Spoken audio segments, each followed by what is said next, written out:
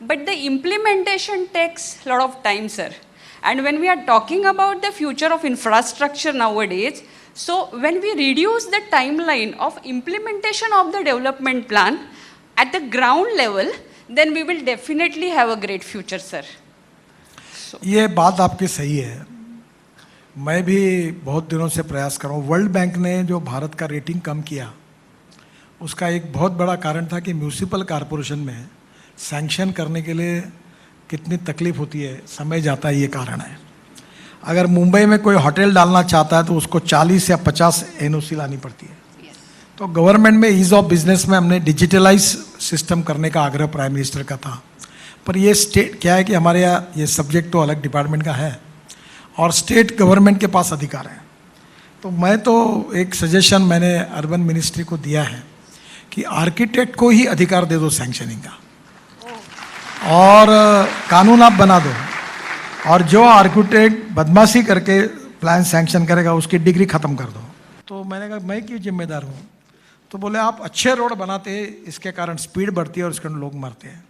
तो मैंने बोला आपका सुझाव बहुत अच्छा है, अब मैं 2-2 फीट पर गड्ढे करूँगा ताकि 5-5 किलोमीटर पर आवर के स्पीड से लोग धीरे से चले।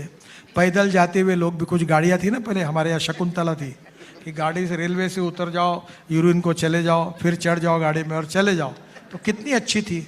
उस प्रकार की हमारी बस सर्विस भी बना देंगे। देखिए ये वो कारण नहीं है। कारण जो है उसमें 4 बातें हैं रोड एक्सीडेंट्स की। एक है रोड इंजीनियरिंग, दूसरा ऑटोमोबाइल इंजीनियरिंग, तीसरा एजुकेशन और चौथा इम्प्लीमेंटेशन। कानून के प्रति सम्मान भी नहीं और डर भी नहीं। अब इंटेलिजेंट ट्रैफिक सिस्टम आया।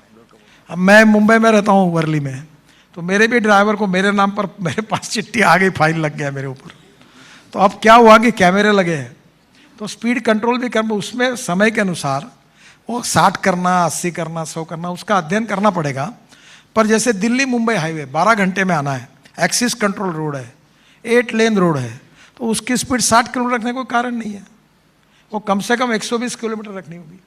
तो ये रोड टू रोड के बाद उसको देखना होगा, और इसलिए स्पीड ये ओनली कारण नहीं। तो इसलिए मैं मिनिस्टर होने के नाते ऑटोमोबाइल इंजीनियरिंग में हमने एयर बैग्स इकोनॉमिक मॉडल में 6 कंपलसरी करने की बात की है। हमने उसमें ऑटोमोबाइल इंजीनियरिंग के डिज़ाइनिंग में काफ़ी सुधार किए है।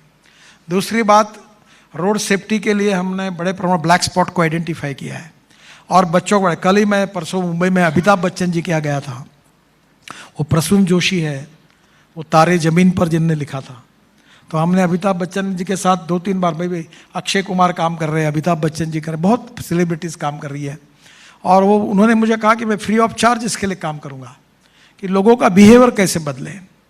हम लाल सिग्नल दिखने के बाद रुक जाए, ओवरटेक कब करें, कौन से लेन में चले, ड्राइविंग लाइसेंस कैसा लेते हैं आप? मैं पूछूं क्या आपको प्रश्न?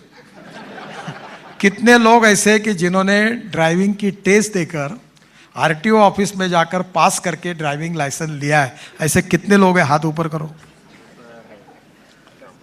30-40% ही है। बाकी लोगों ने लाइसेंस कैसे मिला ये सीक्रेट है।